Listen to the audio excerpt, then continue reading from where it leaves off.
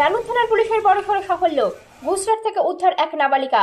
গত বছর অর্থাৎ 2024 সালের 12ই এপ্রিল বীরভূম জেলার নানুর থানার ঘোগা গ্রামের এক ব্যক্তি লিখিত অভিযোগ করেন নানুর থানায় তার নাবালিকা কন্যাকে বোলপুর থানার অন্তর্গত একজন ব্যক্তি অপহরণ করে নিয়ে গেছে। এই মর্মে নানুর থানাতে ভারতীয় দণ্ডবিধির 363 এবং 365 ধারাতে একটি মামলা রুজু করা হয়। নানুর থানার পুলিশ তদন্ত শুরু করে। উক্ত মামলাতে অন্যান্য অভিযুক্তরা গ্রেপ্তার হলেও নাবালিকাকে উদ্ধার করা যায়নি এবং মূল অভিযুক্তকেও গ্রেপ্তার করা সম্ভব হচ্ছিল না।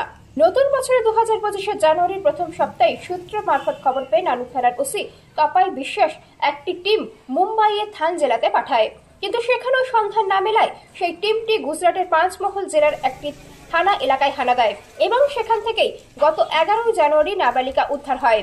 আজ 14 জানুয়ারি ভোরবেলা তারা নাবালিকাকে নিয়ে নানুরে ফেরেন।